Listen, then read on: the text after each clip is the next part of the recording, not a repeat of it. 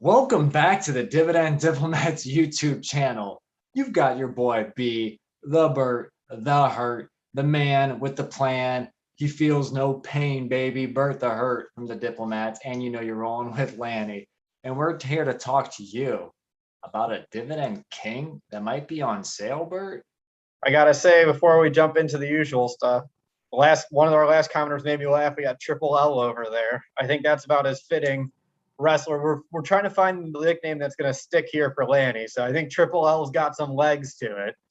But I am the game. One of your favorite wrestlers too. Let's not forget it, everybody. But before we talk about this undervalued Dividend King today, smash that subscribe button. Give us a thumbs up. Help us reach 20,000, 40,000, 50, 60, 70, 80, 90, 100, and then 1 million subscribers here on the Dividend Diplomats YouTube channel. So, Lanny, the people are pumped up. They are excited. What is going on in the market, at least, that has us looking at another undervalued dividend stock? All right, we're recording this video here on September 7th, the day after Labor Day. Hopefully you guys had a great Labor Day weekend, but the S&P 500 showed a little red today, even though they still only finished at down 15 points or 0.34%. But people are running from that buy button with the one down day after 3 straight weeks of green. Exactly. You know, if you haven't taken note, the S&P 500 or the overall stock market is still up a blistering 22% year to date. The S&P 500 has been hanging tight over 4,500. And Bert, we showcased a bunch of stocks on the expected increases here on Tuesday. We also had the watch list article, with hot stocks to take a look at, and the dip. AbbVie, we talked about AbbVie. Yep. Their stock price has been dropping. Yield has been swelling. That's 4.5% right now, the yield, if I'm correct here, based on our video that we talked through it. Exactly, Bert. So today there's another stock that popped on, not just the investors' radar, but the Bert the Hurt and the Dividend Diplomats radar. Bert had his little telescope. I mean, when you have a chance to look at further to see if you're going to add to your watch list or potentially buy the dip for a Dividend King that is yielding almost 3.2%, who can't take the opportunity to peel back the layers further, run the metrics, look at them, see how they perform in our stock screener, check the news, look at their last earnings release to see what is going on at this company? To answer that simple question, are we buying the dip? Where it's like, grab your loved ones, grab your friends, check under the bed, check the closets. You gotta, get really. Yeah, I'm actually feeling more of grab that Tostitos scoops here. Let's see if we're going to be going into this dip. Oh my gosh, awful joke, Bert. But Bert is talking about one of the biggest pandemic, as we call them, winners. And guys, this is a Dividend King, and a Dividend King has increased their dividend for over 50 plus years. But Bert, how many years has this company been increasing that dividend, brother? They are one of the longer tenured Dividend Kings. They have announced dividend increases for over 60 consecutive years, 62 to be exact. Almost how old Bert is. Exactly. It's actually almost doubled up how old I am. So that's what's crazy is this company has been increasing its dividend for nearly 2 birds. Think about that right there. 2 birds. You almost get 6 feet. Yeah. Just kidding, Bert. I walked right into that one, didn't I? Little. All right, everybody. Bert, before we get in, do you own this stock? I do.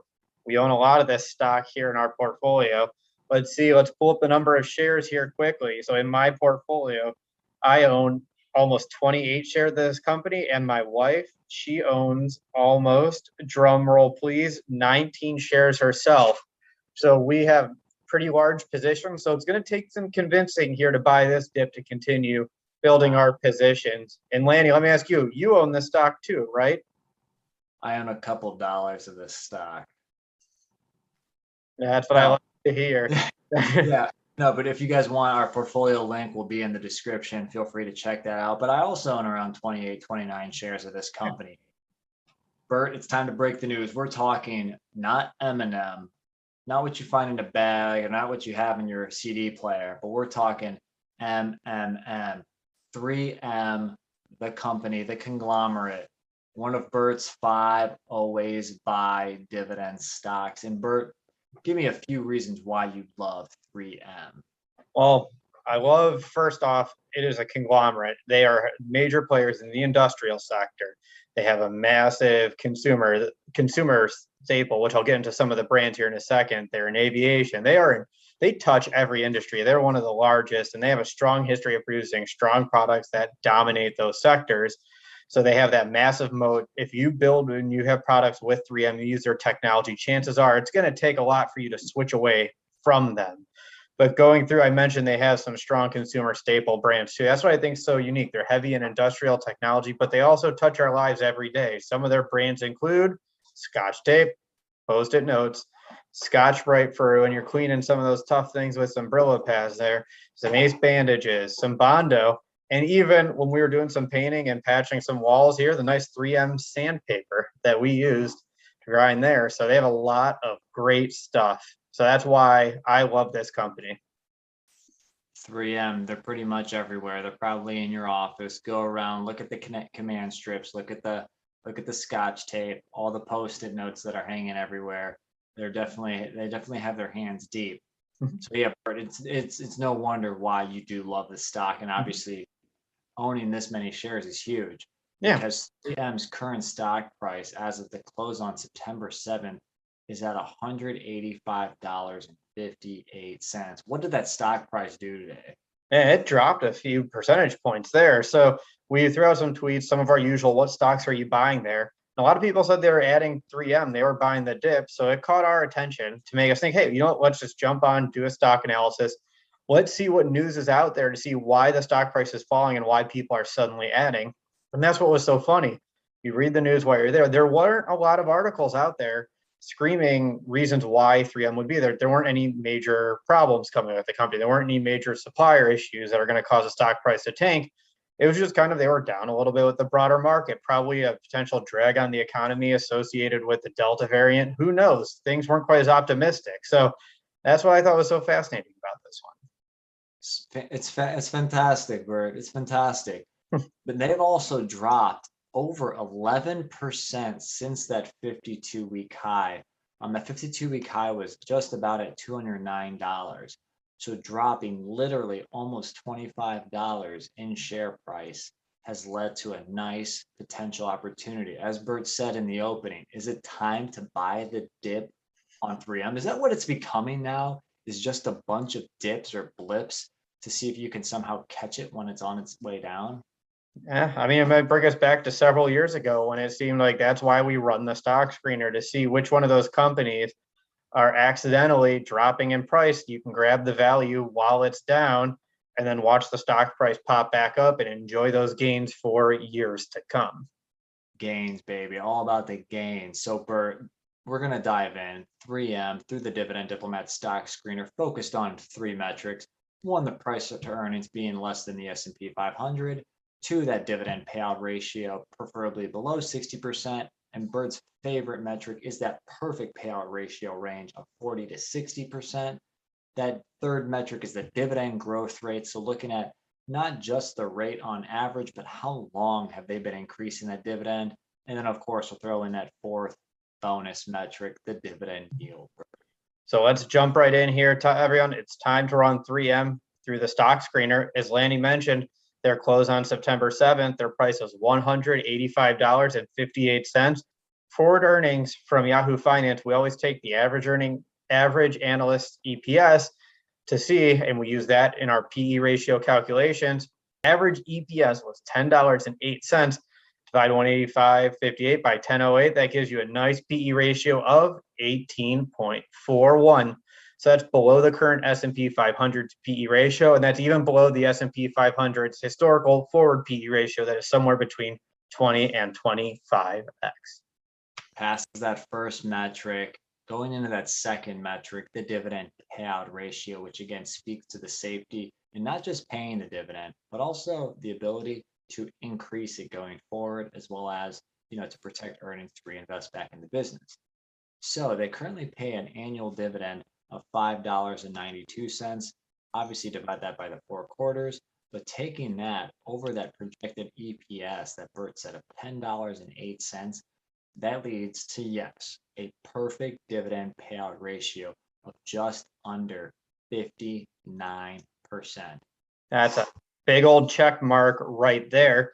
So let's move into the dividend growth history, because this is the one thing with 3M that a lot of people like to talk to and a lot of people like to point to when determining when to buy, sell, or even hold this company.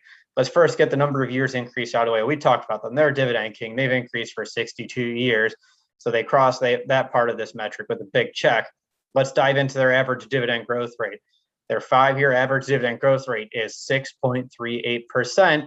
However, I want to throw in a big caveat here, and I think this is a pretty big one because it's a point of contention and frustration for us 3M shareholders.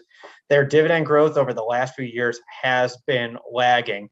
So the 5-year average is 6.38%. Let's peel it back further. The 3-year average dividend growth rate is 4.04%.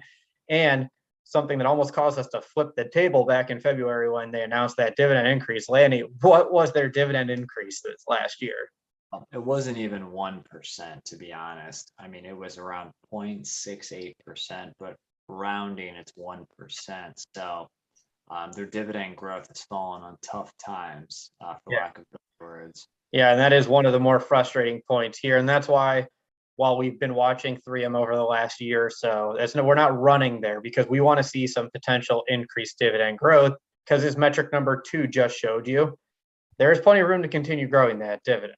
So I'm trying to think of how we'd rate this third metric. Obviously, the dividend history, they get a pass. Dividend growth, I don't think I can say it's a pass right now with the declining trending dividend growth. The positives, though, before we get into the yield, they had a decent earnings highlights that was back in July, Bert. As you put some notes here together for the earnings release, they did raise their outlook, which really means, okay, if this company, how big they are, they must be pretty confident of what's to come. So they raised their outlook on both the small and the high point on the ranges, due to just, hey, they think performance is going to be better. In addition, they had gains in certain industries and segments on their revenue. And Bert, let's talk about the debt. You love talking about the debt. What kind of caught me by surprise when we peeled back this last earnings release was they actually did a lot of work to start cleaning up that balance sheet. Their net debt to end the last quarter was $12.7 billion, which sounds like a lot. It was down $3.5 billion or 22% on a year-over-year basis. So think about that. During the pandemic, during all this time, sure, it does suck that they weren't rewarding shareholders with more cash, but I guess at least they're using it to clean up their balance sheet and pay down debt. So if you're not going to increase the dividend, at least clean up the debt, reduce the interest you're going to have to pay out in the future, and then hopefully return some of that money to the shareholders in the future. Just like in your personal life, try to reduce the debt and use that cash flow to invest in the business or pay yourself more, aka pay the shareholders more. Come on, 3M. I know you can do it. So, Bert, in summary here, to recap 3M's dividend stock metrics, you have a price to earnings ratio below 19, a dividend payout ratio below 59%, that perfect payout ratio that we always preach. They have over 62 years of growing their dividend, albeit the last couple of years have been pretty sad, including this last year of only 0.68%. But that bonus yield now, it's starting to swell up, or that yield, that bonus metric. 3.19%. So it's at least great to see 3M's yield is well over 3% right there. I think that's fantastic. So I can understand why people are attracted to the company with a 3% plus yield, that strong dividend history, the perfect payout ratio. Again, wish the dividend growth were there, but as Lanny highlighted, even though I was a little pessimistic about it, there is some potential room for optimism there. So, the stock price year to date is up 8%, and then over a 52-week horizon, it's up 13%. So definitely lagging the S&P 500 for those that are interested in that stock price performance. But Bert, the community's here to ask you a question, brother. What you gonna do, Bert, with 3M stock? I'll be watching them. I'm not running to buy them yet. The metrics look great. I just cited a reason a few minutes ago why I like them. I still like them here. I'd love to see their price decrease a little bit more. I don't have a specific price point in mind, to be honest with you. If they dropped below 170, which is get $15 per share, and it's another huge drop, it's going to take a little bit to get there. I think I'd be much more inclined to start building up our positions a little bit more. But in the meantime, I'm going to focus my attention on AbbVie, on some of the other companies on the watch list that I'm looking to build up the positions since I already have such a large position in 3M. What are you thinking, Lanny? 3M, it's hard to see them increasing their dividend by anything more than a penny per share per quarter right now. They're really at the top range on that payout ratio of 60%. I'd almost, if I look back at that, long-term or at least 5-year, history on that payout ratio for 3M, Bert. So 5-year average on the payout ratio is 64%. So they actually fell slightly below that payout ratio here. I'll keep it on the monitor. If it drops, this is going to sound crazy, but if it drops into the 170s, I think then I'd be a little bit more interested in buying, just because, again, I think there's better combinations with yield and growth out there. I think that's a fair conclusion there, Lanny. I mean, again, we both see the metrics there, we see them, but we also see the value in other companies that are out there that might be showing better signs of undervaluation at the moment. That should not deter you, though, from keeping an eye on 3M, though. And everyone, we would love to get your thoughts on 3M. What are you doing? Are you buying, watching, or selling? Do you have large positions in it, or are you looking to establish a new one? Again, don't take this, everybody, as we think you're ridiculous for buying shares at this price. There's an argument to be made for people that could add this company to your position, this great dividend king there. It just isn't right at this price for the two of us. So again, everybody, let us know what you're thinking about 3M. If you haven't already, definitely like the video, subscribe to the channel. That was Bert the Hurt and Lanny giving you the news on the Dividend King. Are you buying the dip? This is the Dividend Diplomats. Over and out.